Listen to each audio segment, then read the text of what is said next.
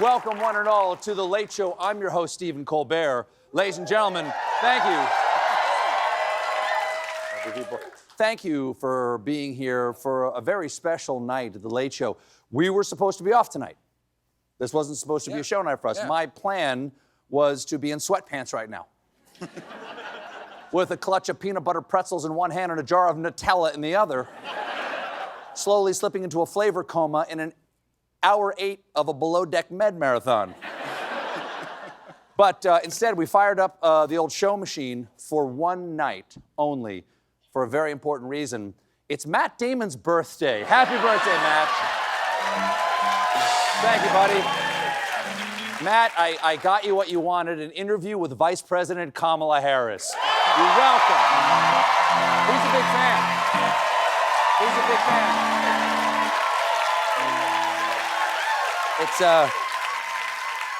Kamala Harris is here, and it's quite an honor for us, too, though it's not the first time the Vice President has graced the stage here at the Ed Sullivan. She's been on 6 times? 6 times 7, if you count when she was on to promote her acoustic album, When We Folk, We Win.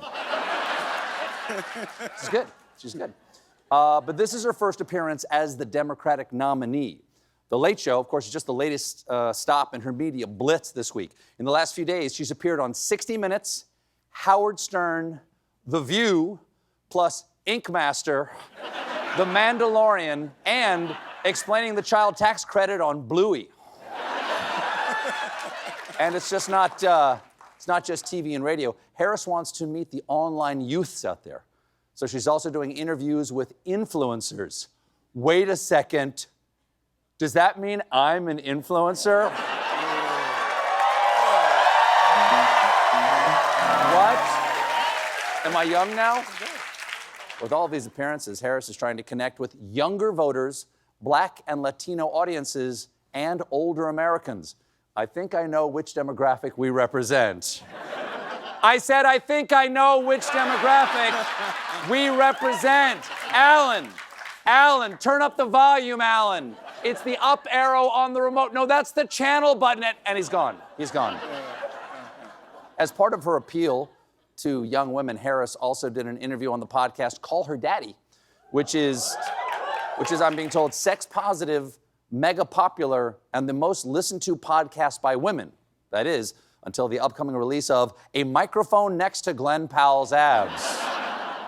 The host of Call Her Daddy, Alex Cooper, who I assume is the daddy in question, asked Harris about an insulting comment at a recent town hall made by Arkansas Governor Sarah Huckabee Sanders. I saw the governor of Arkansas said, "My kids keep me humble." Unfortunately, Kamala Harris doesn't have anything keeping her humble. How did that make you feel?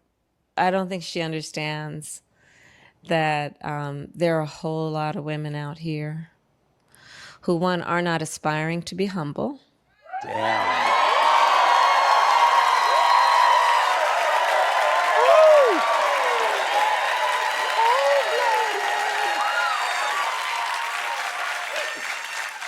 Oh, and that's true. You don't generally associate the word humble with wanting to be the most powerful person in the world.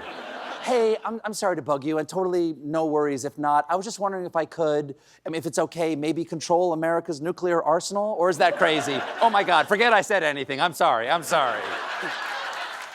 Harris, and I'm back. I was acting. Harris and Cooper also talked about men making laws to control women's reproductive rights.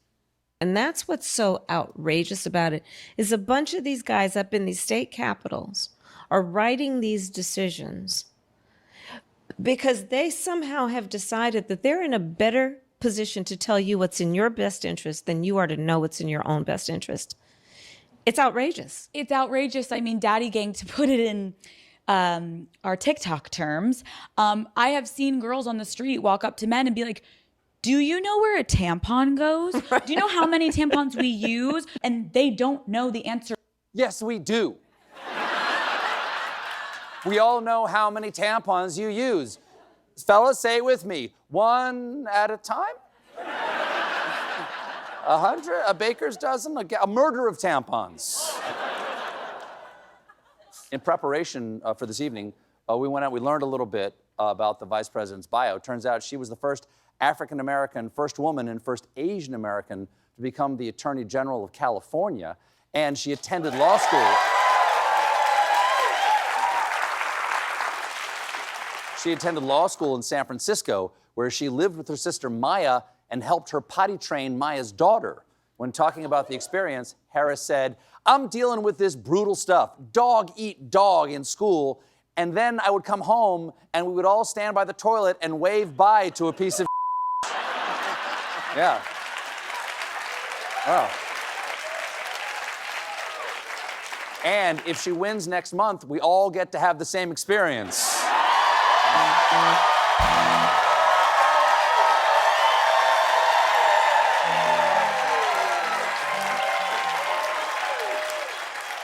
Oh, we also learned about some of Harris's personal faves. Her favorite books include Native Son by Richard Wright and The Lion, the Witch, and the Wardrobe by C.S. Lewis. Her favorite movie is My Cousin Vinny.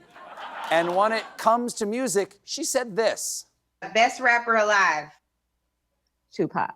I knew it! Tupac is still alive!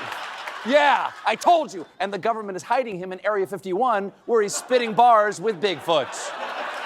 Of course, one story that really should be a non-political story that we're all watching with great concern is Hurricane Milton, a now Category 5 storm that is churning straight toward the west coast of Florida. And I hope everyone in Tampa is no longer in Tampa.